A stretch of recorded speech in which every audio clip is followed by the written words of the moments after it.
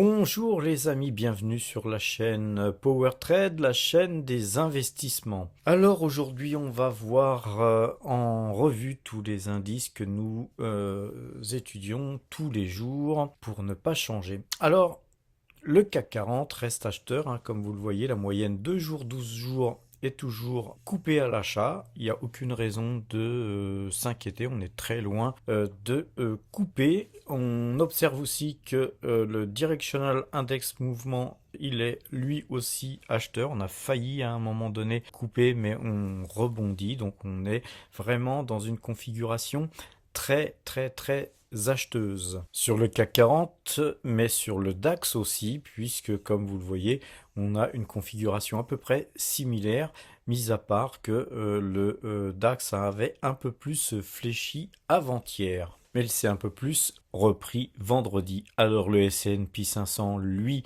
aussi reste acheteur. Par contre, c'est beaucoup plus faiblard. On voit que la moyenne 2 jours, elle s'est inversée. On voit qu'elle pique du nez vers le bas et qu'elle a comme direction la direction de la moyenne 12 qui pourrait être coupée donc prochainement si les cours continuaient à baisser, ne serait-ce qu'un petit peu d'ailleurs, puisque comme vous l'avez vu là sur les 2 dernières séances, on a vraiment une ombre qui fait qu'à chaque fois on est revenu au-dessus de la moyenne 12, mais ça c'est quand même une configuration qui demande beaucoup d'attention et on doit se tenir prêt à couper et tourner notre position sur le S&P 500. Sachant que si ça coupe sur le S&P 500, forcément il est tout à fait très possible que le lendemain, vu que nous avons notre moyenne mobile sur le CAC 40 et sur le DAX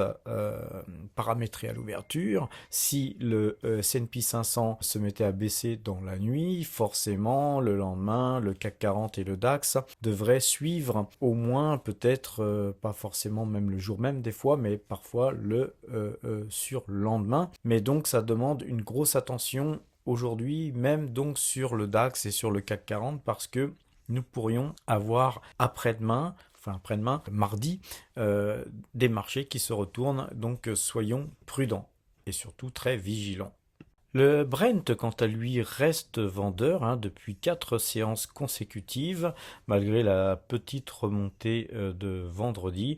Nous resterons donc vendeurs sur le Brent. À présent, faisons un petit tour du côté du compteur à pépettes. Et donc, sur le compteur à pépettes, nous observons que nous gagnons 407 points sur le trade en cours et que depuis le 1er juin 2022, nous encaissons 2172 points.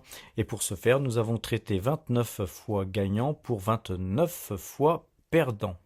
Sur le DAX, c'est 611 points que nous encaissons sur le trade en cours. Au total, le DAX nous fait gagner 2147 points depuis le 24/10/2022. Pour ce faire, nous avons traité 15 fois gagnant pour 15 fois perdant. Sur le S&P 500, c'est 157 points qui sont gagnés pour l'instant sur le trade en cours et au total le S&P 500 nous fait gagner 372 points depuis le 2 décembre 2022. Pour ce faire, nous avons traité 12 fois gagnant et 11 fois perdant. Sur le Brent, nous encaissons 3,07 pips depuis le 19/04/2023 sur un trade vendeur que nous avions initié sur le Brent. Au total, le Brent nous fait gagner 20,05 pips depuis le 2 décembre. Nous avons traité 9 fois gagnant pour 4 fois perdant sur le Brent. Et les amis, au total, tout indice confondu depuis que nous traitons depuis le 1er juin 2022, c'est 4711 points qui ont été donc gagnés. Nous avons encaissé 4711 points. Je dois vous dire que ça fait un petit peu plus de 79 000 euros qui ont été gagnés sur donc les marchés futurs à 10 euros le point sur le CAC 40, 25 euros le point sur le DAX et puis le S&P 500, 10 euros aussi le point. Donc, ceci dit, soyez prudents, sachez qu'il y a grande chance qu'à un moment donné, le signal en cours passe vendeur. C'est pourquoi vendredi, j'ai tenu à alléger ma pause sur les CAC 40, puisque moi je traite actuellement uniquement sur les trackers CAC 40, donc j'ai vendu la moitié de ma pause tracker CAC 40.